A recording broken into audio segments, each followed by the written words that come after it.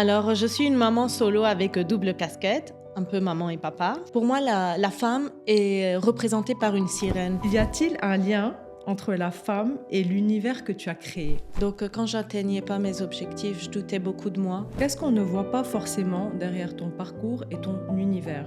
On voit pas tout le découragement que j'ai pu des fois ressentir, le fait de ne pas atteindre mes objectifs et de faire croire aux gens ou de paraître à travers les réseaux sociaux que tout est facile, que tout est parfait. La réalité est autre chose. Est-ce que tu as aussi des haters? Tu as le droit de pas être parfaite, tu as le Mais droit clairement, en fait. de prendre un peu de poids. Ma plus grande et ma plus belle réussite, ça serait que mes enfants réussissent. Par exemple, quand tu as fait l'apparition sur Shark Tank, pour moi aujourd'hui c'était vraiment hyper courageux. Pour toi, c'est quoi être iconique aujourd'hui? Une icône, c'est une femme, tout simplement. Bienvenue dans Iconique Conversation. Ici, on ne parle pas de perfection, on parle de parcours, on ne parle pas seulement de réussite, mais de ce qui transforme une femme de l'intérieur. Iconique Conversation, c'est un espace de parole libre où des femmes partagent leurs histoires, leurs chemins, leurs prises de conscience et ce qui fait d'elles aujourd'hui des femmes iconiques. Pas parce qu'elles montrent, mais parce qu'elles incarnent. Aujourd'hui, j'ai le plaisir d'accueillir Aurore Ajami. Aurore est la fondatrice de la marque Sirenetta, un univers sensible, féminin et puissant. Mais au-delà de la marque, c'est la femme derrière le projet que j'avais envie de recevoir ici. Dans cette conversation, on ne va pas parler de succès au sens classique, mais de chemin, de création, d'évolution et de ce que ce projet lui a appris sur elle-même. Aurore, merci d'avoir accepté cette invitation et de prendre cet espace avec nous aujourd'hui. Aurore, comment te présenterais-tu aujourd'hui pour quelqu'un qui ne te connaît pas et ne connaît pas Sirenetta? Alors, je suis une maman solo avec double casquette, un peu maman et papa. Et en même temps, je suis une entrepreneuse par Sirenetta. Hmm. Dans mon univers, c'est sirène professionnelle et Wow. beauty coach où j'ai étudié en Europe. Mais mon plus beau rôle, c'est celui d'être maman. Oui, je n'en doute pas. D'ailleurs, on a vu que ton fils, il a une passion pour le DJ. Moi, j'ai fait quelques petites recherches et j'ai trop aimé. Et Merci. franchement, c'est admirable. En plus de savoir que tu joues le double rôle, Mm. c'est vraiment admirable. Et je suis très heureuse de t'avoir C'est aujourd'hui gentil. avec nous. À quel moment de ta vie te situes-tu aujourd'hui, humainement parlant? Alors, c'est quelque chose qui m'impressionne parce que quand j'ai soufflé mes 40 bougies, j'étais traumatisée d'avoir 40 ans. Je me suis dit, ça y est, je suis expirée, c'est bon.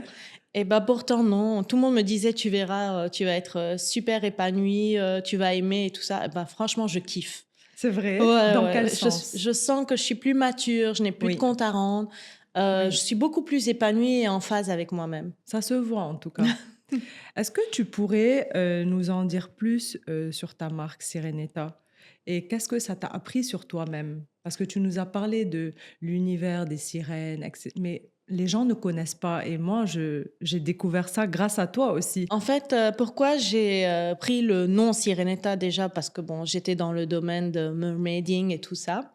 Mais en même temps, pour moi, la femme est représentée par une sirène parce que la sirène, c'est une créature qui vit dans un monde hostile et qui est toujours aussi belle, toujours Oh, aussi forte. Et donc, j'ai beaucoup de valeur au niveau des femmes parce que les femmes sont vraiment très, très fortes. Elles savent tout affronter.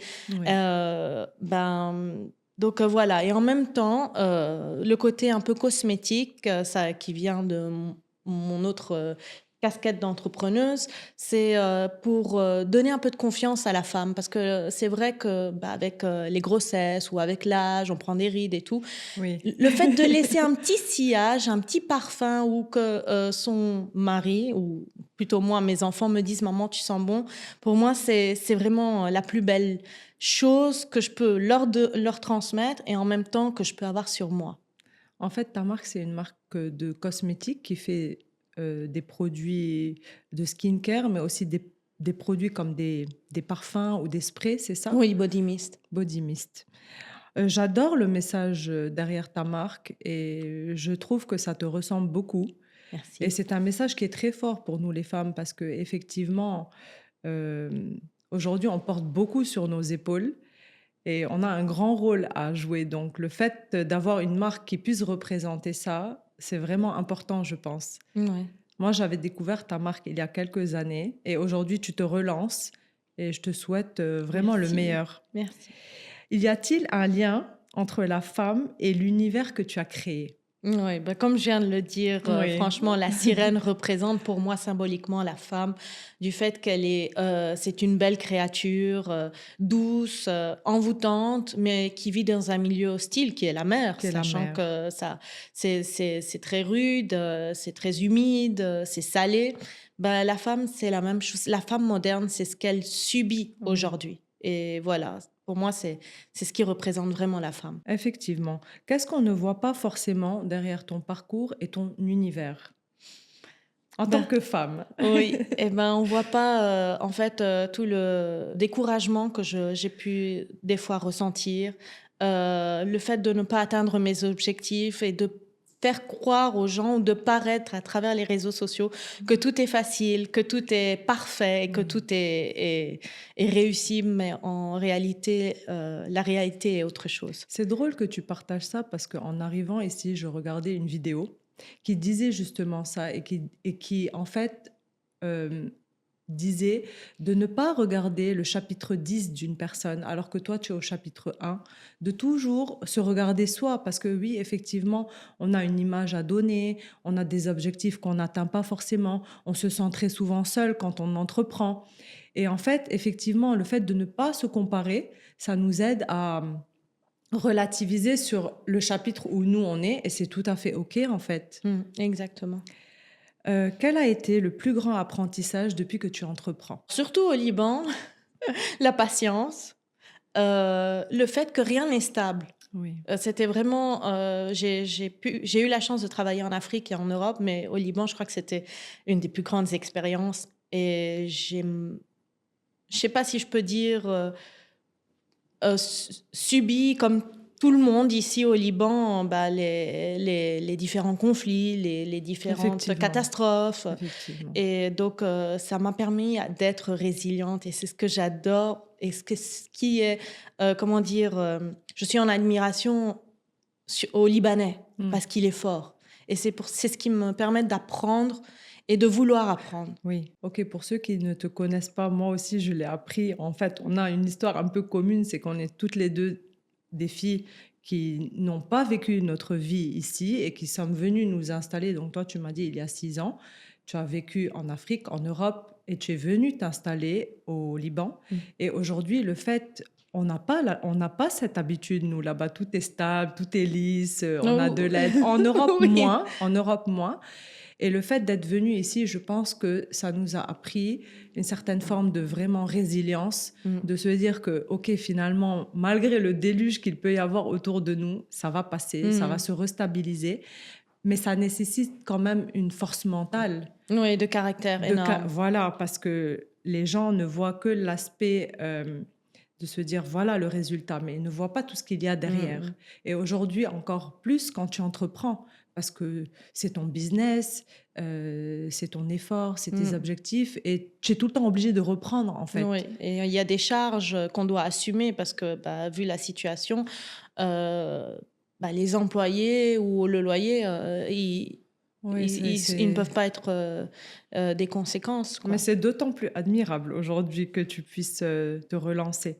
Qu'est-ce qui a été le plus difficile émotionnellement que ce que tu imaginais en fait quand tu as entrepris? Le doute que j'ai de moi-même, donc quand j'atteignais pas mes objectifs, je doutais beaucoup de moi et aussi, de pas se sentir, parfois, parfaite, Oui. belle sur les réseaux ou prendre du poids. Des choses que les Que femmes, les- connaissent, on va dire. Donc oui, c'est surtout ça qui était très, très dur et après quand j'ai dû arrêter pendant la guerre, c'était aussi, une déchirure. Même partir, c'était une déchirure pour moi. Oui. Mais voilà. Après, le côté noir, il y a la lumière. On perçoit la lumière, on va dire. Ça, c'est sûr. Il y a toujours une petite lumière. Si on se dit, on veut voir cette lumière, on la verra au Mmh. final. Et comment as-tu évolué dans ta manière de gérer les moments de doute? Justement, bah, je suis, beaucoup plus souple avec moi-même. Mmh. J'ai pris en maturité, je me suis dit: «Bah, si ce n'est pas atteint, c'est pas grave, tu as le droit de pas être parfaite, tu as Ouais, le mais droit, clairement, en fait. de prendre un peu de poids». Il y a des choses beaucoup plus importantes, ce sont mes enfants, c'est eux qui me remettent, dans la réalité et dans les vraies valeurs Exactement. des choses et puis voilà, on fait aller avec la vie. Qu'est-ce qui t'aide aujourd'hui à rester aligné malgré la pression? Surtout mes enfants, comme je viens de le dire. Mes Oui, parents m'aident énormément aussi à me conseiller ou je me remets en question. Voilà, beaucoup se remettre en question. C'est ce qui me permet d'essayer de rester humble avec moi-même, avec tout le monde, et de me dire, bah, les réseaux sociaux, c'est quelque chose et la vie, c'est autre chose. c'est C'est pas réellement difficile les de réseaux oui, sociaux. Ça a totalement changé. c'est Même vrai. à l'époque où je me suis lancée et maintenant c'est C'est pas pareil. Qu'est-ce qui a changé, en fait? avant, je trouve que on voulait transmettre, moi, par exemple, quand je me suis mise sur les réseaux, j'avais juste une envie, c'est de montrer le Liban. Quand je suis arrivée, je suis tombée amoureuse, puis il y a eu le Covid, on ne pouvait pas sortir, donc j'avais envie de montrer ces belles plages et tout à mes amis qui étaient à l'étranger, parce que j'avais pas encore beaucoup Forcément. d'amis ici. Et maintenant, en fait, je me rends compte, c'est beaucoup plus superficiel. J'ai l'impression que ça ne me correspond beaucoup, beaucoup moins. C'est drôle que tu dises ça parce que moi, j'ai eu un podcast justement avant celui-ci. Et pareil, je voulais montrer le Liban. Regardez comment c'est beau. C'est vrai qu'il y a les problèmes et tout, mais on a un trop beau pays. Ah oui. Mais finalement, ça ne s'arrête pas à ça. Et quand tu n'es plus forte ou plus inspirante, plus leader, qui te soutient? Ma maman beaucoup et mes enfants parce qu'en fait, je me dis, je suis une maman avant tout et Oui, je veux surtout être leur super maman, en fait, parce que je pense que tu l'es quand même. j'essaye. Comment tu arrives à jongler entre justement ton rôle de maman et ta casquette d'entrepreneuse? Ça va. Non, ça va parce Tu que arrives à faire la part des oui, là. choses? Est-ce que tu es un peu, dans le sens où tu veux de la balance, ou tu donnes plus quand c'est nécessaire pour le travail ou plus pour les enfants? Comment tu manages, en fait? Par exemple, pendant, Noël, c'était notre haute saison, Oui. donc c'était ma priorité, c'était les expos, les forums et tout ça. Donc les enfants comprenaient, je les amenais avec moi pour, Ah, oui. qu'ils s'investissent Ah, c'est et qu'ils génial, comprennent ce que c'est, le travail aussi. Donc quand je dois faire les cartons, bah, et il est là, participe. il participe, là, j'ai le plus grand qui fait ses études en Europe. Il vient en stage, il va faire un stage avec moi, d'entrepreneuriat C'est aussi pour qu'ils génial. comprennent que voilà, la vie est pas facile, il faut travailler. Bien sûr, Mais ce que j'ai la chance en tant qu'entrepreneuse, c'est que je peux manager mon temps comme je veux. C'est différent que c'est quelqu'un qui vrai, travaille dans un horaire de de bureau bureau. ou, bien cadré. Donc ça, c'est vrai que j'ai de la chance. Est-ce que ta définition du succès a changé avec le temps? Oui, beaucoup. Avec la maturité et avec, laquelle, la vie a changé Mmh. et les réseaux sociaux aussi, c'est plus, le fait de se faire voir ou, les chiffres sur les réseaux ou le fait de beaucoup se montrer. C'est plutôt, le fait de ma réussite personnelle. Est-ce que je suis fière d'avoir, atteint mon objectif ou pas? Et si je ne l'ai pas fait, bah, c'est pas grave, je vais faire autre chose pour essayer d'y arriver. Quel est ton prochain objectif? Mon prochain objectif, en fait, ma plus grande et ma plus belle réussite, ça serait que mes enfants réussissent. Oh, c'est Donc, joli. c'est mon objectif principal. Qu'as-tu appris sur toi en devenant visible? Les gens perçoivent une image de moi qui est pas forcément, La la réalité. réalité, voilà. Et donc, des fois, c'est un peu frustrant et c'est compliqué. C'est frustrant dans le sens où en fait, ils ne te connaissent pas réellement. Est-ce que tu as aussi des haters? Est-ce que tu as ça dans tes réseaux? Non, je pense pas, hein. Je pense Tu as de la que c'est chance. oui, je pense que c'est les gens ont été assez, sympas avec moi, assez ouverts, bien que, bah, je parle pas très bien arabe, surtout sur les réseaux, mais Oui. bon, il y a toujours des petits commentaires, moqueurs, mais ils comprennent, j'ai pas le choix de toute façon Bah, en et même moi, je me temps moque pas si quelqu'un ne sait pas parler exactement. français parce que je trouve ça trop mignon. Mais c'est plus personnellement, en fait. Des fois, j'ai l'impression d'être frustrée par moi-même parce que je voudrais pouvoir m'exprimer, mais je n'ose pas, parce que des fois, ça peut Oui, être mal interprété. je Et, comprends. mais sinon, on me lit comme un livre ouvert, hein, moi. Je ne sais pas mentir. C'est ça qui est bien. Rester authentique, en fait, tu vois. Par exemple, quand tu as fait l'apparition sur Shark Tank, pour moi, aujourd'hui, c'était vraiment hyper courageux parce que tu as parlé arabe, sachant qu'on sait qu'on a un accent qu'on nous dit tout le temps, mais d'où vient cet accent? Oui. Et en fait, juste le fait de faire ça en arabe et de montrer que, OK, je suis OK avec le fait que je parle pas super bien, mais je le fais quand même, c'est déjà énorme, tu Oui, j'ai dû vois? étudier quand même pour parler ça. Alors, Non, tu t'es j'ai tout bien débrouillé. balancé parce que je me suis dit, bon, on va éviter qu'ils me demandent des questions parce que sinon, je sais pas comment je vais répondre. Mais ils étaient tous super. Franchement, j'ai une super équipe. C'était Oui. agréable. En fait, les gens au Liban sont bienveillants. Ils sont chaleureux. Donc, on est vite à l'aise. Et te poussent aussi. Les Oui, ils gens nous te poussent. poussent tout le temps. Mm, Vas-y, fais-le, essaye. mm, C'est pas grave si tu te rates. Donc, mm. on est bien. Pour toi, c'est quoi être iconique aujourd'hui? Alors, iconique, c'est un grand mot qui a beaucoup d'impact. Oui. Hem, je ne pourrais pas dire déjà que, je veux être une personne iconique, à Mm. part pour mes enfants, ça c'est très important. Mais, je peux, citer des femmes iconiques pour moi, à mon et toutes les femmes sont iconiques à mes yeux parce que, c'est vraiment déjà, quand j'ai été maman, j'ai compris la valeur de ma mère. Oui, pareil. Et donc, rien que pour ça, je me dis vraiment, les femmes, elles ont une force incroyable de mettre bas, donc naissance, de porter, d'assumer leur foyer. Donc, une icône, c'est une femme, tout simplement. Exactement. À quel moment t'es-tu sentie fière de ton chemin? Je ne pense pas que je suis au bout de mon chemin, donc je ne suis pas encore totalement fière de, de ce que je dois entreprendre. Je serai vraiment très, très fière le jour où mes enfants auront réussi. C'est quoi pour toi qu'ils réussissent? Dans quel sens? Dans le sens, bien sûr professionnel, parce que j'ai 2 garçons, donc ils doivent s'assumer.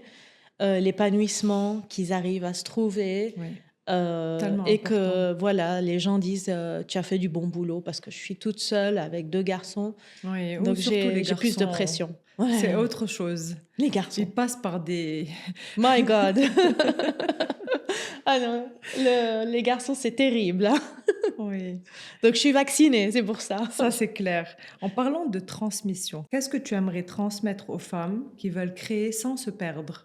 Chaque femme a son parcours, chaque femme a sa vie, donc je ne pourrais pas dire vraiment qu'est-ce qu'il faut, un mot global à part se lancer et oser. Oui, Mais voilà, si une femme vient me consulter, me demander un conseil, je veux lui donner le conseil pour elle. Parce que chaque personne ah oui. est individuelle, a sa propre histoire et tout ça. Donc à part oser, se lancer, c'est déjà le premier step. Après, bah voilà. Et pour finir, si une femme écoute cet épisode et doute d'elle aujourd'hui, qu'aimerais-tu qu'elle retienne? Je suis la première à douter de moi. Je suis la Oui, première, pardon, à douter de moi. Donc c'est tout à fait normal. La vie est dure, très très dure, vraiment. Et surtout en tant que femme, dans un milieu très patriarcal, où que ce soit, les hommes ont le oui, pouvoir. oui, Donc, on doit se battre davantage alors que pour nous, la vie est déjà difficile, euh, je veux dire, physiquement, parce qu'on a des tralala de femmes, nos hormones. oui, et tout ce qui va avec. Donc, voilà, c'est pas grave, c'est pas grave. Tu es une femme, sois fière de l'être parce que tu es C'est beau, incroyable, c'est beau, extraordinaire. c'est beau. Merci Aurore pour ta Merci à toi. sincérité, ta présence et ce que tu as partagé aujourd'hui. Si tu écoutes cet épisode et que quelque chose a résonné en toi, sache que ce que tu ressens n'est jamais un hasard. Iconique conversation, ce n'est pas seulement écouter l'histoire d'une autre femme, c'est parfois reconnaître une partie de soi dans le parcours de l'autre.